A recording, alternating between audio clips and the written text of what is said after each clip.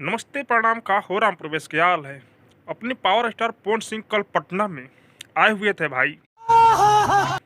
हाँ, गुंजन सिंह के जो धर्म पत्नी हैं उनका कल जन्मदिन था और पवन भैया को मात्र एक कॉल किया गुंजन सिंह ने भाई, जो कि पवन भैया अपना छोटा भाई गुंजन सिंह को मानते हैं।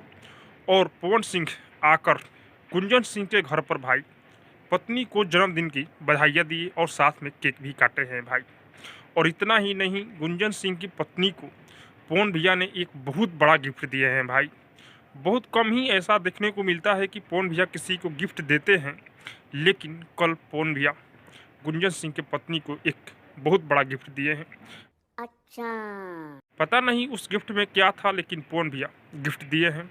और हाँ, पवन भैया आजकल बर्थडे में पहुंच जा रहे हैं भाई। कुछ दिन पहले आरा में उनके दोस्त का जो बर्थडे था उसमें भी गए हुए थे, पुतुल सिंह के बर्थडे में भाई। तो पवन भैया लग रहा है कि अब इलेक्शन लड़ने वाले हैं, क्योंकि इलेक्शन की तैयारियां कर रहे हैं भाई।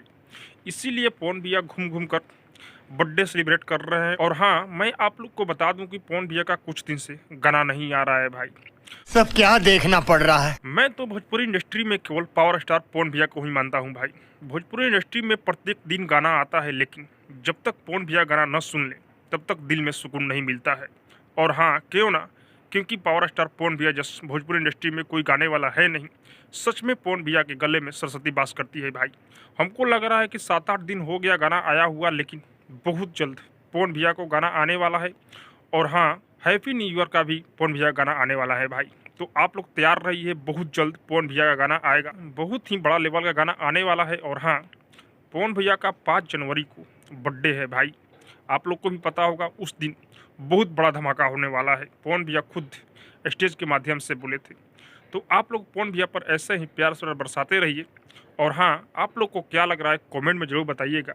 और अब तक मेरे चैनल को सब्सक्राइब नहीं किए हैं तो सब्सक्राइब कीजिए, लाइक कीजिए, शेयर कीजिए, क्योंकि मैं भोजपुरी का अपडेट आप लोगों तक पहुँचाता रहता हूँ।